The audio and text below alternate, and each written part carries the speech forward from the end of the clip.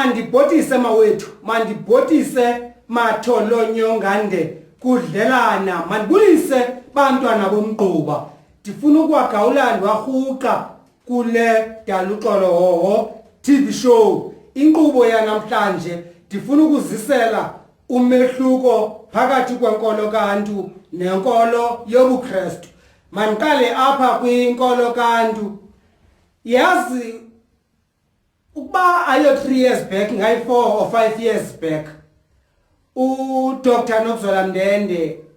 bawungcinela abebemamele uNkosana Benz Ncamashe ethetha no Dr. Nokuzwela Mndende kwinkqubo ka Dr. Nokuzwela Mndende yokholo lweveli uyabuza uNkosana Ncamashe into yokuba madlamini sinayona inkolo kwaNtu wahleka uDr. Nokuzwela Mndende zanga uphendule lo mbuzo kodwa wenza inkqubo yenkolo kaNtu xa kubuzwa kuye inkosi into yokuba sinayona inkolo kwaNtu wahleka wathi ke uNkosana thina ingakumbi thina amaXhosa ndiyathanda ke mina ke ndithetha soloko ndizapha kuthi kuba sizawuyiloza bazawuthethela nezinye izizwe singazaziyo wathi thina amaXhosa sinonqulo lwamanyange asinankolo zangaphendule uDr. Nokuzwela Mndende lo ndawo zange wayibaleka wayibaleka ngawo mane waboleka nawe hashi ndevuthulu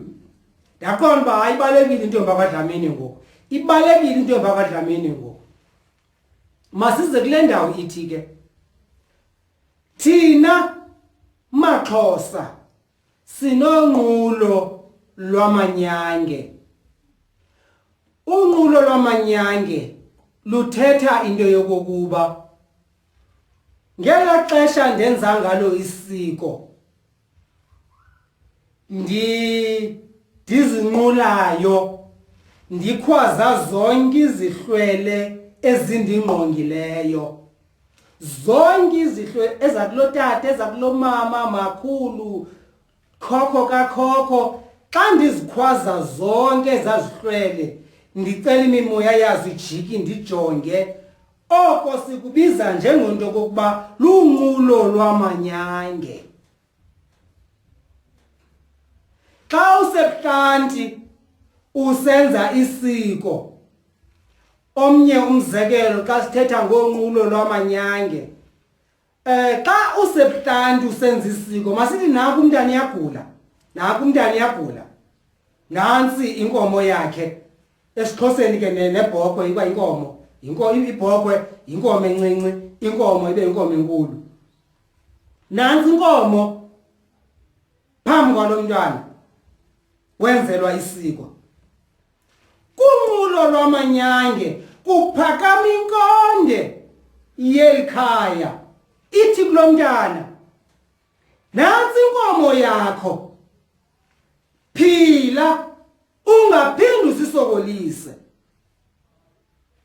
lihlale phansi ixhego kuphakama ixhego elingangela xhego elelali lingangentla lingangezantsi kancinci kodwa izabe lixhego nalo lithi bavavane silapha nathi sijike sangovavane sivile xa ithetha inkonde yalapha isithi kwadini phila nathi sithi phila ke azawungqina amaxhego noba mabini ndifuna le nto ndigqiba kuyithetha uyihlalutyisise elixhego alithanga zinyanya philisani lo mntana nantsi inkomo kutsho lona lithi phila naba bangqinayo abathi izinyanya philisani lo mntana kungekho nomuntu athi qamata philisa lo mntana yeke ke into yokokuba ngokwesiXhosa isinyanya ngumuntu ophilayo koko okuyibakala elithile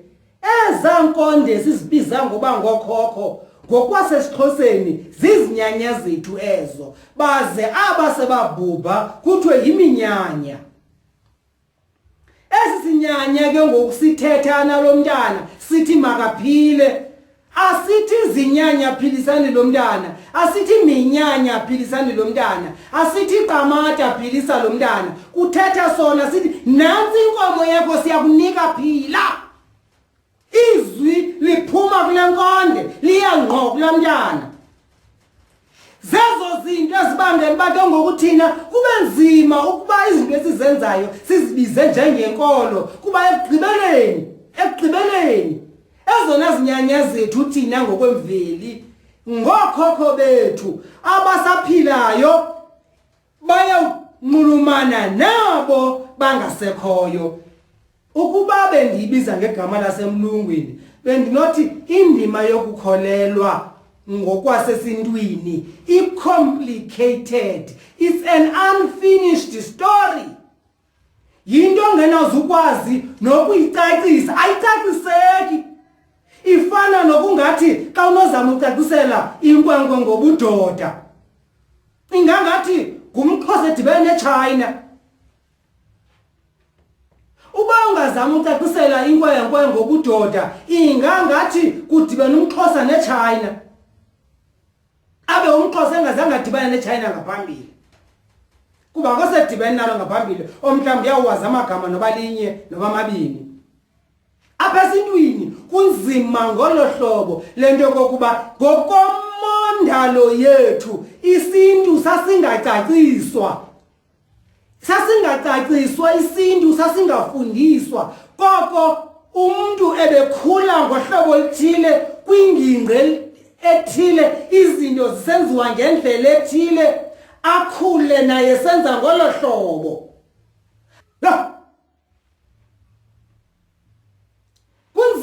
Kunzima isintu ngokomthetho waso asicaciswa kuba xa unosicacisa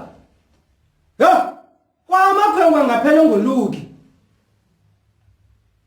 Ukuba isintu ungasicacisa amakhwenkwe ngaphela ngoluki. Esazi yonke into abengamelanga bayayazi. Iintombi ebekufanele ziyathomba zingaphela zingathombi koko ziyicengceleza yonke into yenziwa kakuthonjwa. Isintu inkolo kantu eligama kasikwazi ukulibaleka. Ndifuna ukuyithetha lento. Nanga ndandirhalela uDr Nozola Mndende. Kwamna nangirhalela uxoxa naye. Ndicinga fanele kwakufanele ixoxwe ngobunzulu indima yento yokuba ukuba siyali-adoptha eligama lokuthi inkolo kantu, ukuba siyalamkela eligama lokuthi indlela yethu yokukholelwa iyinkolo kantu, nobuzawuza uyicikoze uthi African spirituality, kodwa ekugqibeleni ndiza kwindawo ethi kwakumele into yoba sixoxe nzulu sikwazi uba sifikelele apho sinothi nantsi eyona ndlela sinokuhamba ngayo. Kuba xa sithetha ngenkolo kantu naxa sithetha nge-African spirituality siphela siyiloza, kanti ngelo xesha kwakuthethwa ngonqulo lwamanyange kwakungekho ngxaki inkulu kuba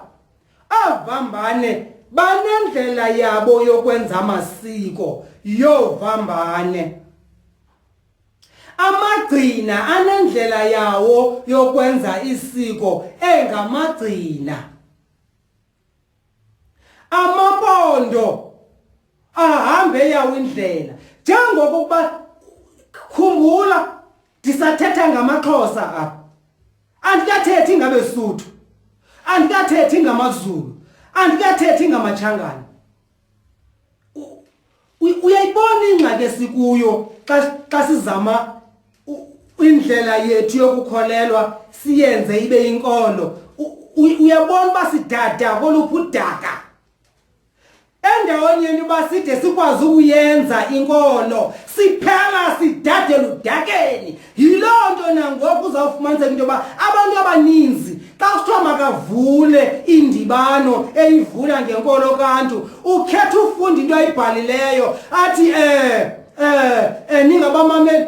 ningalandelo Mateyu nani bhalani ningalandelo Yohane nani bhalani naku umuntu kuthiwa kuye sivulele le ndibano ngenkolo kaNtu yena ufunda into esencwadini esithi abantu mabangalandeli ubuKristu as if inkolo kaNtu kukungalandeli ubuKristu sikulangaki isizathu sento kokuba abantu abaninzi ngoku bathi xa bethetha ngenkolo kaNtu basoloko begxeka ubuKristu yinto yokuba asinayo kakade inkolo thina sinamonhlalo ithetha ukuthi ke ngoku uba singathetha ngemonhlalo kunganzima kuba sekho abantu abafundileyo ngoku njengoba befundile njena banala mentality yongafuna usherisha namuntu sibe isintu siza kumnyanzela ekubeni ba makasherishe nabantu isintu siyamnyanzela uba share what you have with the poor people uba siya esintwini and bayayazi abantu bagxeka kakhulu ubuKristu bayayazi into yokuba xa kunothiwa make kuya kugxoka ubuKristu kujongwe ngqo esintwini singatyaba sonke singahlutha sonke akukho nophinda lambe sawulamba njani kuba ithela ukuthi lo unanto uzawuqhakazelwa ngenanto ibe yinkolo yethu leyo yinkolo yethu ukuqhakazelana ububhujelwe ngumyeni ubungena uhamba ungqiba ubone umuntu ongumama enxiba izila ethengisa impahla ezingamasekendi estendini kodwa apha estratweni bakhona abantu abanemali apha elalini bakhona abantu abenento ebebenokuthi kuba siya kwinkolo kaNtu ke siye esintwini bekunothiwa kuye khawukhawu uzigcine udulukhulula izila lokho ungekalikhulula izila siza kukunika ukutya istrato sibethi imali isiwe igrosa kulamzu unomama osolekelwe ngumyeni akinyanga iphele athi ke ngokukhulula izila abe kukhona yothengisa amanqine egusha abe kukhona uthengisa amanqine enkukhu kube kukhona athengisa impahla zakhe ezingamasekendi how come umuntu sithi singabantu besintu silwa ubuKristu kodwa sinezinto ezityayo thina ngoku ebekumele bazenzeki kufa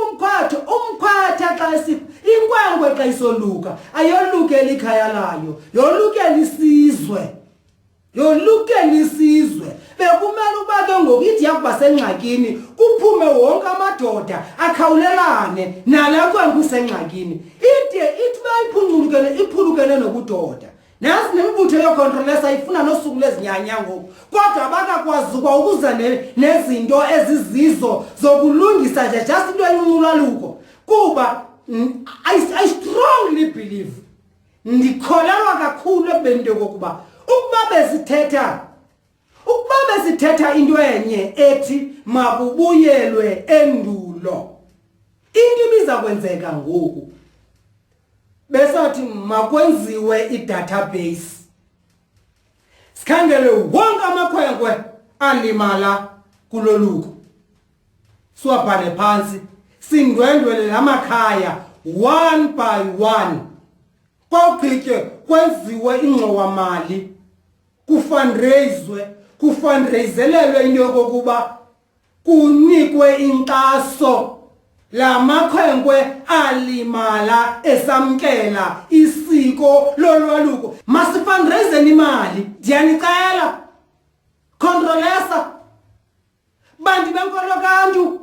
masifundraiseni ngoku sikhwazeni sonke wonke umntana owalimala esoluka makeze ngaphambili kusetyenzwe ngaye inkolo kaNtu ke leyo ngeke kufa bakhwetha sinenkolo esithi inkolo kaNtu yintoni uxanduva lwayo kuba uba lenkolo siyalususa igama liqaqambe kakhulu lenkolo ke sibuyele pha kunqulo nokukholelwa nendlela ababekholelwa ngayo khokho bethu uba sibuyela kwindlela ababekholelwa ngayo khokho bethu sizawujonga into yokuba amagqirha arobhakele ethwasa kuthiwani ngawo kuba nange nyuke silapho sithube nekhala awazazi ba makathini so singabantu bemveli sithini xa kumoshakala imveli ke sime ngecawu yabona sisihloko usiqala kwami bendithe umahluko phakathi kwenkolo kaNtu nenkolo yobuKristu kodwa ndiphele ngenxa yomoya ndingasangeni ekubeni ukuba ndiwenze lo mahluko phakathi kwezinkolo zimbini ndaqonda uba masengithatha isigqibo sento kokuba ndizama ukubonisa ukuba apha esintwini sibhatyaza ndawoni kuba ukuba siziboni ukuba sibhatyaza ndawoni akukho nto siza kuyenza sawuhlala sithuka amaKristu qho ubomi esiza kubuphilela izaba bobokuthuka amaKristu sizawunyanzeleka into bangoku masithi sihleli njena sibe sithuka amaKristu kuba asinayo iprogram asinamkhombandlela esintwini othi xa kufe umkhwetha ebesoluka senzani kwinkolo kaNtu igqirha belithwasa ladrobhakala senzani kwinkolo kaNtu igqirha ebelikhokele isiko esidubweni esithile kwafumaniseka ukuba la siko lenziwe rongo la family melukhalaza phi nazi izinto ebekumele bangoku sijonge kuzo kwimizi apho kungasekho zinkulu xa isenza amasiko iqala phi imizi enjalo kwimizi apho kungasavanwayo thina singabantu besintu senzani ukuvuselelana nokubuyisela back la mvisisiswano yakudala emakhayeni ndinqena ukuyenza ndekele ngxoxo kuba sele ibende kakhulu into endiza kuyenza ndiza kuyishiya le ndawo ijinga ndingakhange ndide ndibe ndiyawenza umahluko phakathi kwenkolo kaNtu nenkolo yobuKristu kuba isingathi izawufuna ndibe nexesha laneleyo ndiyenze ndinomoya ophantsi ndizibeke izinto zesintu ngapha ndizibeke izinto zobuKristu ngapha ndingenza nje umzekelo uba bendizawuxoxa ngomahluko phakathi kwesintu nenkolo yobuKristu bendizawuza kwiivesi ezinjengale eBhayibhileni ikhona indawo ethi beka uyihlo nonyoko ukuze uThixo akusikelele akwandisele imihla yokuphila ndikota kwinkolo yobuKristu masiye ke ngokwesintwini esintwini umntana umamela imfundiso zabantu abadala yiloo nto kudala ubuza ubethwa ngumuntu ongamaziyo ekubethela ibhokhwe ongazaziyo ezingene kumasimi ongawaziyo lo mntu awumazi ibhokhwe uzazi amasimi awazi into akubuza yona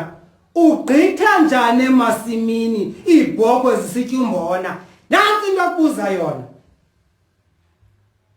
zininzi ke ivesi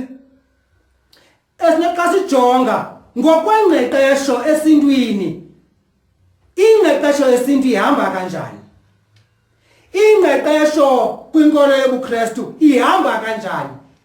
khumbula ngexesha kuyalwa uPawulos ithi le ndoda uPawulos uyala uTimothy ukuba ndimbiza rongo andinatyala kuba kanti ungumKristu kodwa ingathi nguPawulos uyala uTimothy endiqinisekileyo ngayo into ngulo uyalwayo ndiqinisekile ngalo uyalwayo uthi xa emyala ungabathethisi kabukhali abantu abadala ongangotatakho ngutatakho ongangomamakho ngumamakho ongangobhuti wakho ngubhuti wakho kuyalwa uTimothy eBhayibhileni mandiphinde ndize kulotata nguElisha noEliya ukuba ngowuphi washiyekayo ngowuphi wemkanenqwelo andiqinisekanga ukuba ngowuphi kodwa eyona ndawo ndiyibambayo kungexesha lo ushiyekileyo enyuka entabeni kwathi gqi abantwana besithi nyuka ngayindini bemhleka wabajonga abantwana wabaqalekisa kwaphuma amabhere ehlathini aqwenga abantwana nasesintwini kunjalo kuthiwa izwi lomuntu omdala alityiwanja ubugezele umuntu omdala waqalekisa uzathi wena endleleni ubethwe imoto ijule kude sithi ke thina ke sintwini yathakatha umama ubani kodwa eBhayibhelini utata ubani oqalekise abantwana badliwa ngamabhere khange kuthiwe uyathakatha ukuba ke bendizawungena ekubeni bandithi yintoni umahluko kwinkolo kaNtu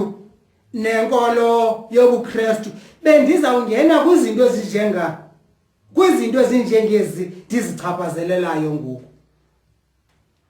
ithetha ukuthi ke kwinkqubo elandelayo ndizawunyanzeleka into yokokuba ndingenile kwezi vesi ndicaphule esintwini ndicaphule eBhayibhelini ukuzama ubonakalisa into yokuba maxa wambi iBhayibhile ayikudanga kangakanani esintwini koko nje inzondo esinayo thina isenza iBhayibhile ezinye izinto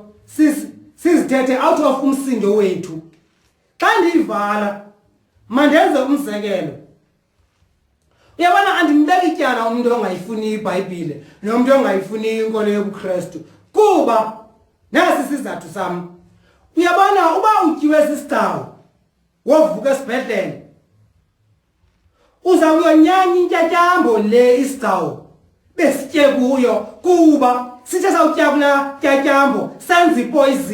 poison leyo ethe yawufika kuwe yaphantsi ukukubulala so xa usonyanya isicawu usibethe usibulale ude ngamanye amaxesha ungafuni nentyatyambo ezikufutshane nawe andugxeki kunesizathu sakho sokokuba watyiwa sisicawu waphantsi ufa kodwa oko kwehlela wena khumbula kukho laa mntu yena ufumene ubusi obenziwe ziinyosi ebezityekwa kulaa ntyatyambo inye ithetha ukuthi lo gama wena uyonyanya le ntyatyambo ufuna ukuyitshabalalisa kuba izigcawu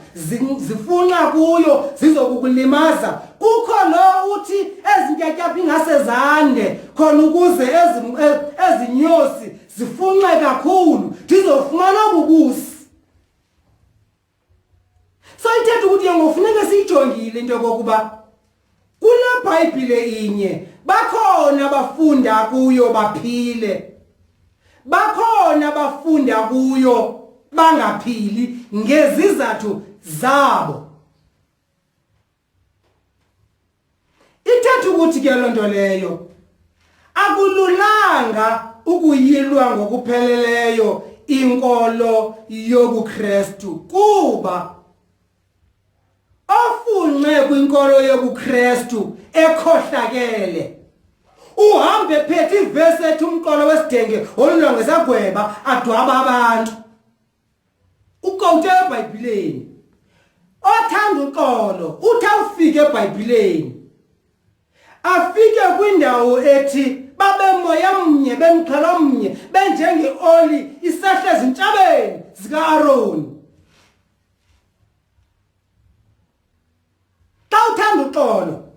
zikhona indawo ezikhuthaza uxolo kanti ifana naxa ungumzabalazi ufuna umhlaba ubuye uye koHabhakuki ithi singamakhoboka kumhlaba wokhokho bethu amanzi wathi siyawathengiselwa iinkuni zethu siyazithengiselwa noba ungumzabalazi xa ufika kwiBhayibhile uzafika ikhona indawo yakho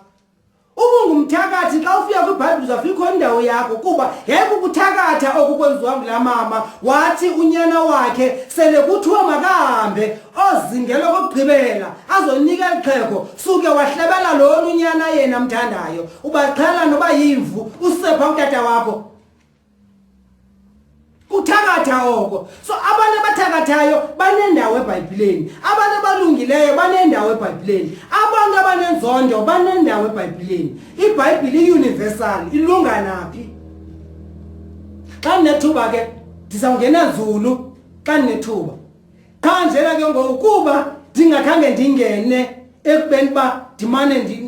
ndithetha ngenkolo kantu ndithethe ngeBhayibhile ndithethe ngenkolo kantu ndithethe ngeBhayibhile ndiye ndabashushu ndakya icala eliyi-1 xa ndinethuba ndizawuza kahle ndinomoya phansi ndiwathelekise kakuhle lamacala ndiveze uba eli linjena omhlawumbi ekugqibeleni uyawuzuza nto.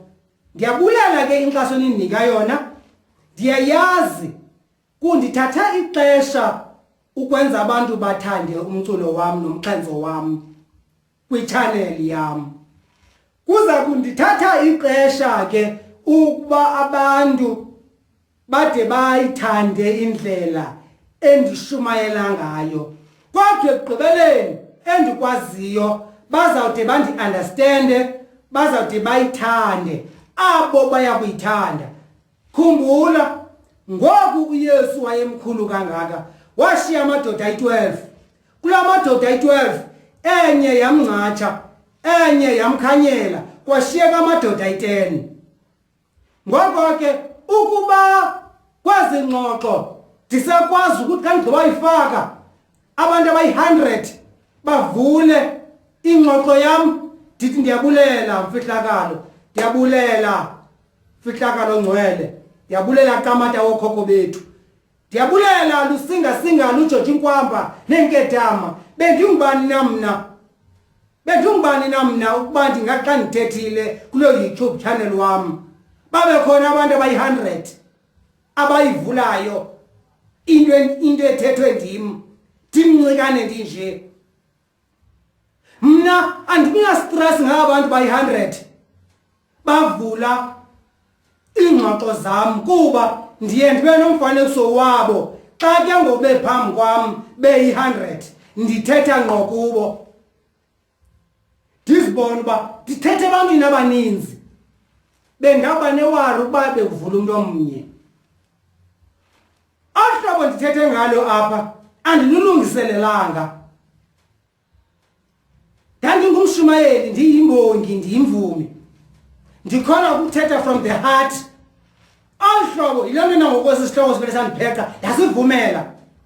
Andifuni xa ndithetha apha ndinifundele into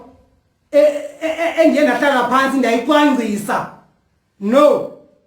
andikholelwa kwintetho enjalo. Xa ndithetha nani ndifuna uthetha nani ngohlobo izinto zingena ngalo apha entloko mandizikhuphe ngalo, ohlobo zingena ngalo apha entloko nam ndizikhupha ngalo. Oqhubekayo ngicela uxolo kodwa ke itrain ayiphuma esiporweni.